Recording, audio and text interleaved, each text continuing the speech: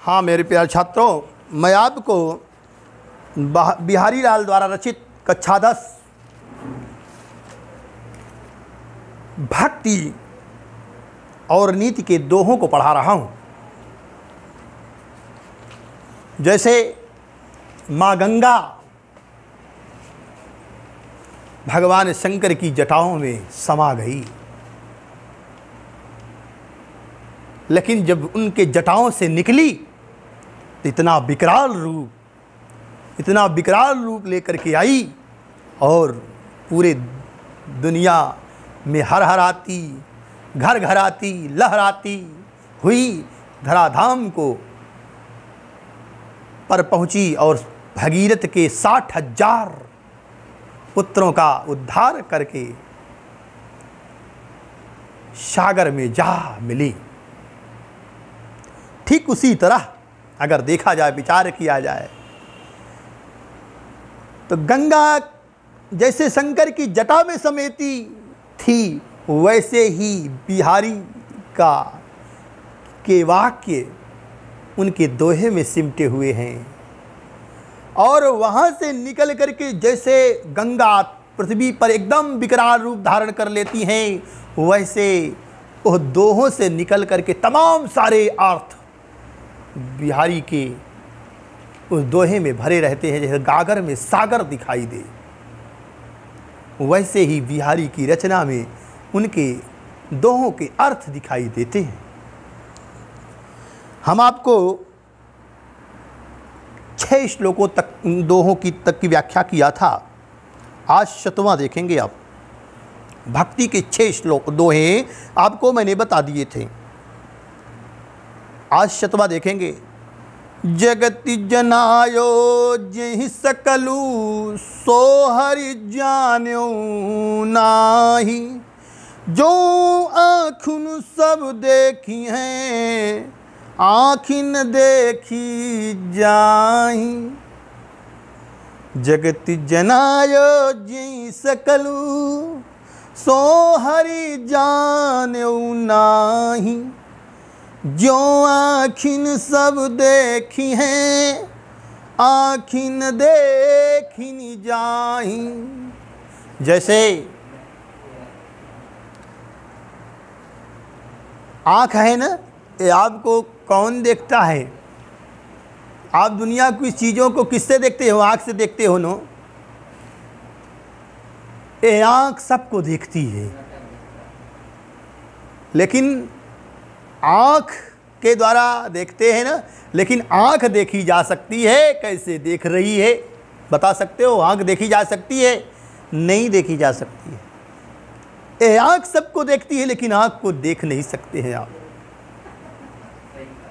उसी तरह से जगतु जनायो जहि सकलु, इस संसार को जिसने जन्म दिया, जिस संसार को जिसने बनाया, सो हरि जान्यो नाही, उस हरि को, उस परमात्मा को नहीं जान पाए। कैसे नहीं जान पाए? जैसे आँख सो सबको देखती है, लेकिन आँख को देखा नहीं जा सकता है। कहने का तात्पर्य है कि जो परमात्मा दुनिया को रचा है, जो हमको बनाया है, जो हम लोगों का उद्धार करने वाला है, हम लोगों का कल्याण करने वाला है। अब थोड़े से लोग क्या करते हैं, एक थोड़े से लोग तनी के अगर कुछ किए तो बताते हैं कि मैंने किया, अपनी बात को बताते हैं। लेकिन जो महान लोग होते हैं वो कार्य को कर देते हैं, उपकार कर देते हैं, जताते नहीं है। इस संसार को बताओ, पूरे संसार को बनाने वाला जो परमात्मा है, वो बताता है कि मैंने तुमको बनाया? नहीं बताता है। ये आँख सबको देखती है, लेकिन आप इसको देख पाते हो? नहीं देख पाते हो। कहने का तात्पर्य है जो परमात्मा जिसने संसार को बनाया, वो देखा नहीं नहीं जा सका। और ठीक जैसे आँख सबको देखती है, लेकिन इस आँख को देखा नहीं जा सकता है। इस प्रकार तमाम सारी बातों को इन बिहारी के माध्यम से आप जान सकते हैं। 8वां दोहा देखिए, कह रहा है। जप माला छापा तिलक सरई नए गौ काम, मन कांचे नाचे वृथा सांचे राचे राम। जप माला छापा तिलक सरई नये कऊ काम। मन कांचे नाचे वृथा सांचे राचे राम। जप करना, माला फेरना, माला जप माला छापा तिलक, माला लेके करिए, जप करो और बढ़िया बढ़िया चंदन तिलक लगा लो, छापा तिलक की छाप लगा लो। सरई नये कऊ काम, एक को काम बन नहीं सकता है। माला जपने से, तिलक का छापा लगाने से काम नहीं होता है। मन कांचे नाचे वृथा, अगर मन आपका कच्चा है, मन में सच्ची आस्था नहीं है, तो नाचे वृथा, वो आपका घूमना भ्रमण करना बेकार है, आना जाना गंगा नहाना बेकार है। और क्यों कि सांचे राचे राम, जब सच्ची भक्ति होगी परमात्मा में, तभी परमात्मा रांचे में प्रसन्न होंगे। वो राम तभी प्रसन्न होंगे जब सच्ची भक्ति, सच्ची लगन होगी। और केवल दिखावटी, अगर सोचिए कि हम माला जप रहे हैं और दिखावटी हम तिलक लगा करके घूम रहे हैं, मन मेरा कच्चा है, विश्वास आस्था सच्ची नहीं है, तो मन आपको का घूमना, आपका भ्रमण करना आदि तीर्थों की यात्रा करना बेकार है। क्योंकि जब सच्ची लगन होगी, सच्ची भक्ति होगी परमात्मा से, तभी परमात्मा मिलने वाले हैं, तभी परमात्मा प्रसन्न हो सकते हैं आपके ऊपर, अन्यथा आपका घूमना बेकार है। अब आइए, आपको भक्ति के माध्यम से बताया गया है, दुसाह दुराज प्रजान को क्यों न बढ़े दुख द्वंद। और अधिक अंधेरो जग करत मिलिमावस रविचंद। नीति के माध्यम से बता रहे हैं, बड़ी गजब की नीति है। बिहारी लाल जी कह रहे हैं कि दुस्साह दुराज प्रजानु को क्यों न बढ़े दुख द्वंद। ओ अधिक अंधेरो जग करत मिलिमावस रविचंद। देखिए, कह रहे हैं दुस्साह दुराज प्रजान को, दुस्साह दुराज जो असही हैं, जो दुष्ट हैं लोग हैं,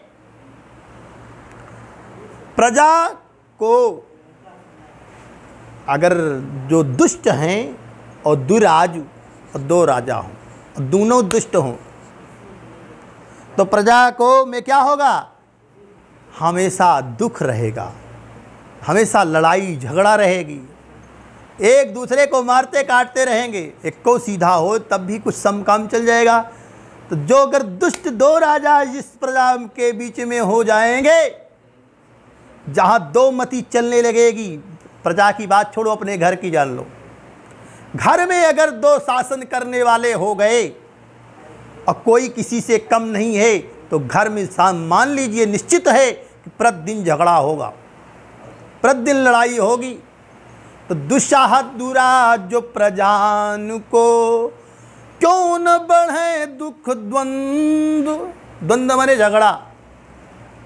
जहां पर दो दुष्ट राजा होंगे, ऐसी प्रजा में क्यों नहीं बढ़ेगा दुख द्वंद्व। ये तो प्रमाणित है, विश्व विदित है, संसार जानता है। कैसे जानता है भैया इस बात को?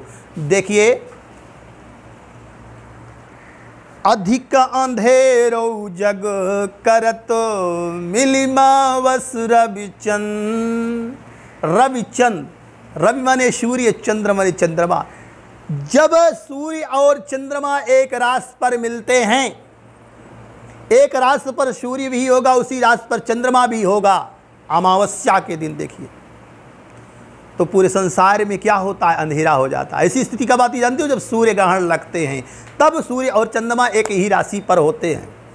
तो दोनों अपने अपने में विपरीत दिशा में रहने वाले हैं, देखिए, जब हमेशा संसार विदित है, आपको दिखाता है, सूर्य ग्रहण क्या बताता है कि एक राशि पर देखिए सूर्य भी बैठा, उसी राशि पर चंद्रमा भी बैठा, और जब दोनों एक हो गए तो क्या हो गया, पूरे संसार में अंधेरा छा गया, कालिमा छा गई। तो इस बात को बताती है एक कालिमा कि अगर हमारे घर में दो शासन करने वाले होंगे और दोनों दुष्ट प्रकृति के होंगे तो निश्चित ही हमारे बीच में कलह पैदा होगी, लड़ाई पैदा होगी, झगड़ा पैदा होगी। इसी से लोग पहले कहते थे कि बड़ों का कहना मानो, बड़ों के अनुसार चलो।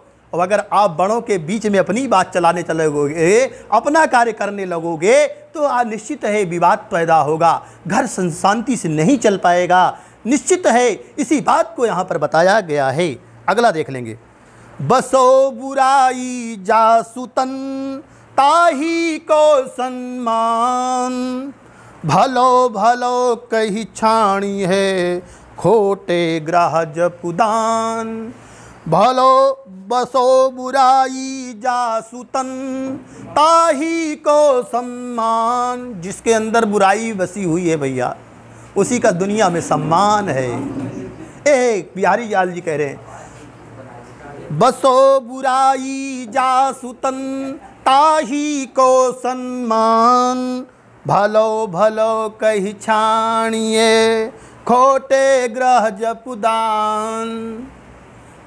बड़ी सुंदर बात है। कह रहे हैं बसे बुराई जासुतन ताही को सम्मान। बहुत ज़्यादा सीधा होना भी खतरनाक है। आज दुनिया में सम्मान किसके, जिसके अंदर बुराई है उसी का लोग सम्मान करते हैं।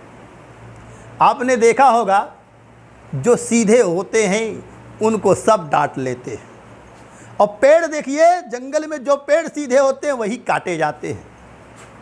कहा गया है, किसी विद्वान ने कहा है कि सीधे पे आरे चलाए गए, टेढ़े का पात न कभी तोड़ा गया, सदा सीधे पे आरे चलाए गए। सांपों को दूध पिलाया गया, बकरे ही बलि वेदी पे लाए गए। बकरे बेचारे बड़े सीधे होते हैं ना, उनको लोग बलि चढ़ाते हैं कि बकरे की बलि देंगे। किसी की हिम्मत हो शेर की बलि देखे। सांपों को दूध पिलाया गया, बकरे बलि वेदी पे लाए गए। बलवान का ना कभी बाल बांका हुआ, गरीब बेचारे हमेशा सताए गए। तो कहने का भाव यहाँ पर क्या है कि आप ज़्यादा सीधे रहेंगे तो आपका सम्मान कम होगा। कहने की ये नीति है, ये बिहारी की नीति है। आपके अंदर टेढ़ापन होना चाहिए। आप टेढ़े रहेंगे, अपने में एक्टिव रहेंगे तो लोग आपका सम्मान करेंगे। ज़्यादा सीधे हो जाएंगे तो आपको बाहर कर देंगे। भलो भलो कही छाणिए, जो भला है उसको सोचते हैं कि बेचारा कुछ नहीं करेगा, इसको छोड़ो छोड़ो छोड़ो। और खोटे ग्रह जपुदान, जो खोटे ग्रह होते हैं आपने देखा है ना, जैसे शनि हैं, राहु हैं, इनकी पूजा खूब होती है, इनका लोग दान देते हैं। अब बुध बेचारा एकदम सीधा होता है, लेकिन किसी को बुधवार व्रत रहने देखा है? कभी नहीं देखा होगा कि कोई बुधवार रहता है। बुध से ज़्यादा सीधा ग्रह कोई आपको नहीं मिलेगा। और बेचारा जबकि जीवन में आपके बड़ा सदुपयोगी है, लेकिन जल्दी उसको कोई शनिचर गड़बड़ है, तुरंत शनिचर पीपल में जल चढ़ना शुरू हो जाएगा, लोहे का दान शुरू हो जाएगा, लोग उनके लिए व्रत रहने शुरू कर देंगे। तो जो खोटे ग्रह हैं उनके लिए हमेशा जप दान सब कुछ करते हैं लोग। जो सीधे हैं बेचारे उनको भला भला कह करके छोड़ देते हैं। इसलिए बसो बुराई जासुतन ताही को सम्मान, जिसके अंदर बुराई बसी हुई है, जिसके अंदर टेढ़ापन भरा हुआ है, अपनी सरलता को छोड़ दिया है, ओहो उसी का दुनिया सम्मान करती है। यह नीति बता रही है, हम नहीं बता रहे हैं भाई। नहीं आप सोचिएगा गुरु जी बता रहे हैं कि बुराई भर लो उसी का सम्मान होगा। ये नीति कहती है इस संसार में अगर आपको कायदे से चलना है, इस संसार में, क्योंकि नीति मैंने आपको भी नैतिक मूल्यांकन एक पाठ है उसमें आपको बताया है कि क्या है कि नीति जो सफलतापूर्वक, सरलता से सफलतापूर्वक जीवन को ले जाए वही नीति है। तो तो यह नीति है हमारी कि आप बहुत ज़्यादा सीधे बनोगे तो आपका सम्मान इस समाज में नहीं हो पाएगा। आपको तटस्थ रहना होगा, तभी आपका सम्मान होगा। जैसे देखिए, जो खोटे ग्रह होते हैं, जो बुरे प्रकृति के ग्रह हैं, तुरंत परिणाम देने वाले होते हैं, उन्हीं का दुनिया पूजा करती है, उन्हीं का जप करती है, उन्हीं का सम्मान करती है। इसलिए आज आपको बस यहीं तक मैं आप पढ़ाऊँगा, कल आपको इसके आगे बताया जाएगा। धन्यवाद, धन्यवाद।